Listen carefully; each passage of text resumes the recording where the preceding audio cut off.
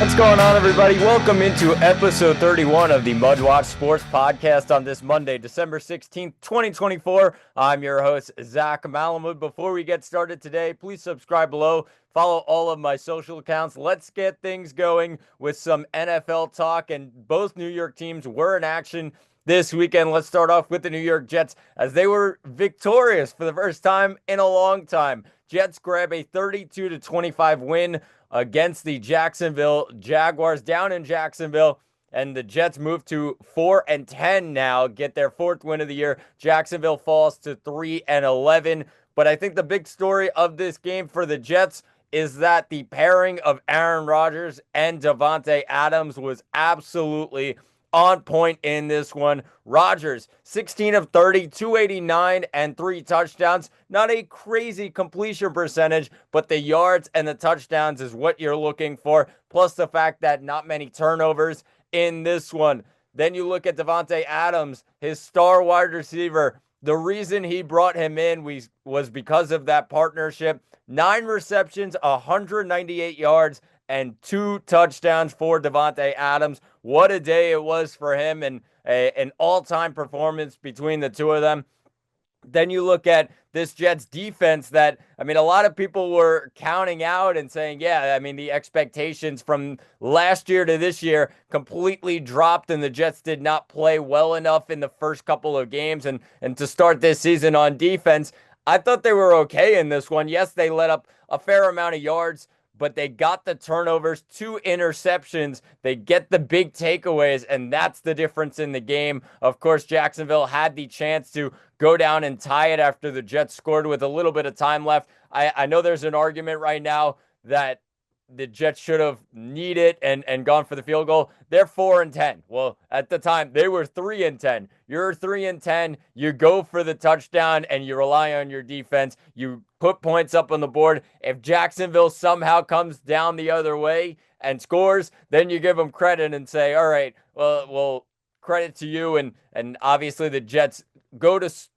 Breece Hall. He scores, and the Jets take a 7-point lead instead. And then the interception, like I said, by Mac Jones to end this one. And Sauce Gardner, a guy who's been through a lot this year in terms of criticism as the Jets' star corner, and really has been way below expectations to start this season, gets a big game here and gets the game-sealing interception. Yeah, one that he could probably catch in his sleep. It was right at him from Mac Jones as he overthrew his intended receiver. But Sauce Gardner gets a big pick for the Jets defense, and they close out a 32-25 win in Jacksonville. And some people will say, well, all of a sudden, why did the Jets win? I think the draft pick is not as important as a lot of Jets fans are really looking at right now. I think, yes, they're going to get a talented player, but what's the difference in my mind between the 4th pick or even the 10th pick or 11th pick? I just don't see that big of a difference, especially in this year's draft class. Maybe you get a better defensive player overall, but I think that's what the Jets will probably be going for. It's not a quarterback draft, so that's really not what you're looking for. And obviously, Rodgers still the question marks of next season. Will he be back? And if he is back, I think you're also getting a guy like Davante Adams back for the Jets. So we'll see what happens there, but a big win on the road. Jets finally get a win on the board for the first time in a long time. You have to go all the way back to October when the Jets played the Texans on Thursday Night Football. So the Jets finally get that off their back, and 4 straight losses for the Jets is now over. A win in Jacksonville. They will go back home next week to face this Rams team that's really, really hot right now, and that's not going to be an easy game for the Jets, and we'll see what happens. We'll preview that one later in the week, but this one, a 32-25 victory for the New York Jets. They go down to Jacksonville. They get the win. A big confidence booster for Aaron Rodgers and the rest of this Jets team. Let's move things to MetLife Stadium, where yesterday the Giants were absolutely pummeled by the Baltimore Ravens. And this one does not really come by surprise, as it's a 35-14 victory for Baltimore. They move to 9-5. Giants fall to 2-12 at the basement of the NFL. And really in spot right now for the first pick It's barring the Raiders game tonight. We're going to preview that game a little bit later. Raiders and Falcons tonight. So the Giants fans are hoping that Kirk Cousins continues his struggles, and of course the Giants would end up in the spot for the first pick. And it doesn't look like anything right now that the Giants are going for any of these wins, and they really got pummeled here. I do think the effort, as Brian Burns said yesterday for the Giants, the effort was there, and it was better than it has been. But even so, I just don't see a way that they win any of these games. Falcons, Colts, and Eagles. The only way that a lot of people are talking about that they win one game is in Philly. The last game of the season, maybe Eagles have a spot locked up in the playoffs and they rest all their guys and the Giants go out there. But even on that, I think this Giants offense has done nothing to prove to me that they could go up against that Philly defense, even shorthanded. That Philly defense is one of the best in the NFL and has been so far this season. I don't see that really happening on the last game of the season. But when you look at this game, it was just a Lamar Jackson show. 5 passing touchdowns. How about it? He was on fire in this game and found Rashad Bateman twice, Mark Andrews, Tez Walker, as well as Justice Hill. On the other side for the Giants, they got a touchdown from Devin Singletary. He got into the end zone, and the Giants cut the lead to 14-7 just before halftime, but then the Ravens go on a 9-play, 80-yard drive in a minute and 43 seconds. That's how easy it was for Lamar Jackson and crew yesterday, and they take the 21-7 lead into halftime. Malik Neighbors also caught a touchdown from Tim Boyle, who came into the game after the injury to Tommy DeVito, and Tommy DeVito goes out. Tim Boyle comes in. Tim Boyle, how about it? Even at his age, 12 for 24, 123, touchdown, a pick, slinging the ball around. That's what you wanted to see for the Giants, and a quarterback that could actually do something and try and get the ball downfield. I think Tim Boyle did definitely exceeded expectations from Giants fans once he came into the game. But, I mean, this game overall was just about the Giants really losing in terms of their fans' minds and getting closer to that number 1 pick or number 2 pick. We'll see what happens with the Raiders, and maybe the Raiders for the rest of the season. We'll see what happens if they're able to win a game or not. And because it just does not look like the Giants are close to winning a game anytime soon. I know you can't really go off of this game against the Ravens, a top contender in the AFC, but this one was a pummeling from start to finish. So this one not even close, 35-14. The Ravens defeat the Giants, and the Giants sit at 2-12 at the basement of the NFL. Switching things to the hardwood, New York Knicks in action last night, 100-91. They win it over the Orlando Magic. In Orlando, Knicks move to 16-10. Magic fall to 17-11. Don't think you could take too much from this game if you're a Knicks fan, and from a Knicks point of view.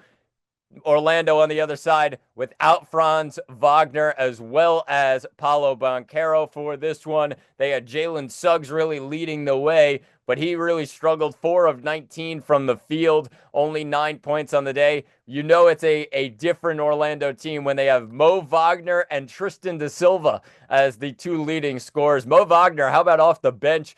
32 points for Orlando in this one. Tristan da Silva had 20 of his own. On the Knicks side, it was just a typical day, and Brunson went off in this one. 31 points he had in the end with 5 assists. Karl-Anthony Towns just doing what Karl-Anthony Towns does. How about 22 and 22? 22 points, 22 rebounds for the Knicks. Big man and Mikal Bridges finished things off. 17 points on 7 of 11 shooting. Really good day for him. So Knicks had good production from their star players, and Brunson and Towns really stepped up. Good to see Bridges continuing to roll. OG Anunoby didn't take too many shots in this one. Only 8 field goal attempts. Only had 7 points in this one, but you'll pick and choose the games between those guys and Bridges and Anunoby. But Knicks get the win in the end. And like I said, you can't take too much of it because of the injuries and the outs for the Magic in this one. But that's a great bounce back for the Knicks. Of course, the story of Trae Young and the Atlanta Hawks coming into the Garden last week and dominating the Knicks on their home floor to advance in the NBA Cup. Almost an embarrassing loss for the Knicks in the end, and Trae Young rolling the dice on the court as time expired. So a good bounce back for the Knicks, and obviously they need to continue to roll here, and starts with wins like this against Orlando. They take on the Timberwolves later this week, so we'll preview that on Wednesday's episode. They need to continue to rack up wins, and it's been a good stretch here, no doubt about it. They've done a great job of closing out games and winning games. They have won 6 of their last 8, the Knicks, but the 2 losses, a tough one at home to Detroit, which you should win that game, just did not guard the 3 well and did not shoot well in that one. And then, of course, the embarrassing loss, like I said, to the Atlanta Hawks. Not too big of a scoreline, only 108-100, but that one was an Atlanta game throughout, and they led that game for a long time. Knicks had really no response late in that game. So they need to bounce back, and they did so in this one against the Magic. They need to continue to do that against the Minnesota Timberwolves, a matchup where they're going to face off against Julius Randle, and that should be an interesting one. So tune into that one on Thursday. Going to preview that on Wednesday's episode, so tune in. But the Knicks get a 100-91 win over Orlando, a big one for the New York Knicks.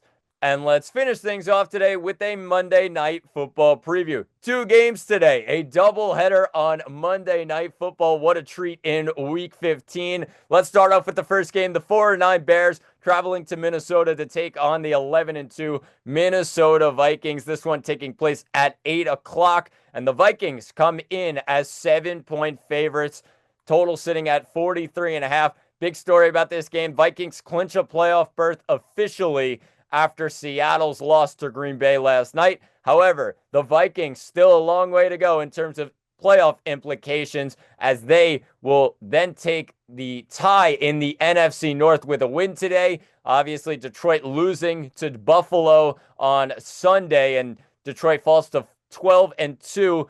Vikings have the chance to move to 12-2. Detroit would still have the tiebreaker in the race for the NFC North based on conference wins. However, these 2 teams do meet later in the season, and that one should be a doozy if the Vikings are able to win this one. And the last game of the season, that one in Detroit. We'll look forward to that one if the Vikings continue to roll and continue to win games. I expect them to win this game tonight. 7 points, I know it's a lot, but the Vikings are just the better team. They got a better defense. Their offense is rolling right now, and I'm looking for guys like Justin Jefferson as well as Aaron Jones to step up here. These 2 teams did meet a couple of weeks ago, and it was a 30-27 overtime win for the Minnesota Vikings, and that one bit close and not the best game for them, but I think the Vikings can really show something here. Justin Jefferson was locked down in that game, and the Bears did a good job of controlling him, only 2 receptions.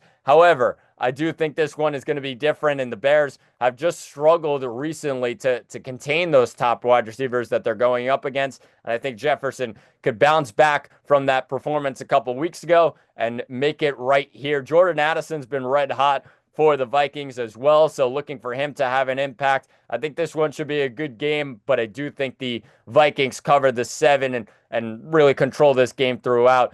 As for the total, sitting at 43.5, that is interesting because it does prove it's a bit of a mix between offense and defense. I'm going to take the under. I think the defense of the Minnesota Vikings can really control this Bears offense that struggled to do things on the road. They're 0-6 away from home this year. It's been a real struggle. I think you look at the Vikings, though, and their defense can really cause havoc on Caleb Williams, especially in US Bank Stadium. So it's going to be loud in there. It's going to be a Monday night game in prime time. I think the Vikings are going to step up in a game that they need to win to continue to chase Detroit at the top of the NFC North. So this one should be an interesting one. Tune into this one. 8 o'clock, Vikings 7-point favorites taking on the 4-9 Bears in Minnesota. Second game of the doubleheader, it's the 6-7 Atlanta Falcons taking on the 2-11 Las Vegas Raiders. This one taking place in Vegas, 8:30 start, so make sure you tune into both games. Going to be going on at the same time. This one is interesting. Falcons come in as 6-point favorites, total sitting at 44.5.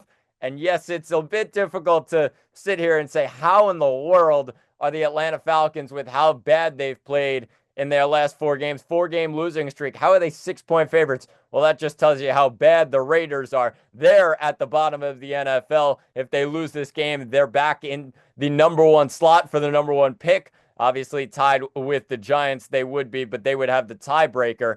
In the end, though, I think the Atlanta Falcons bounce back here. I do think they get the win.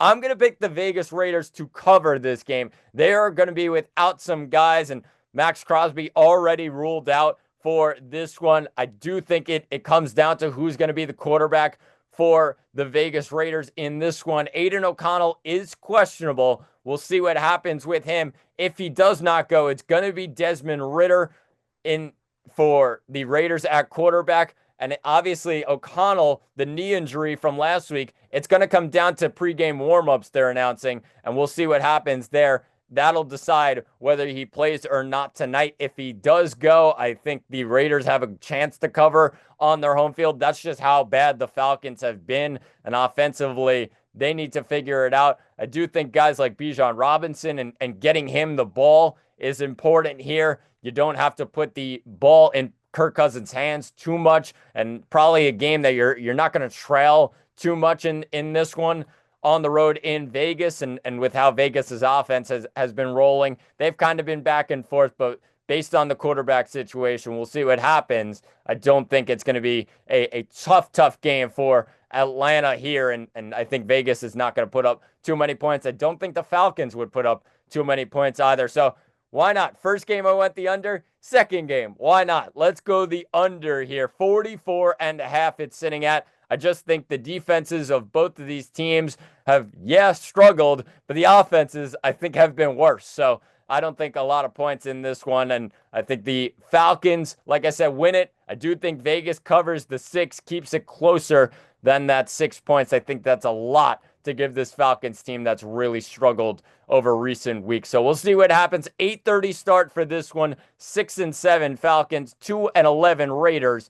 Tune into both of these games later and enjoy this Week 15 doubleheader on Monday Night Football. But that'll do it for episode 31 of the MudWatch Sports Podcast. Please subscribe below. I've been Zach Malamud. Thanks for watching, and talk to you all on Wednesday.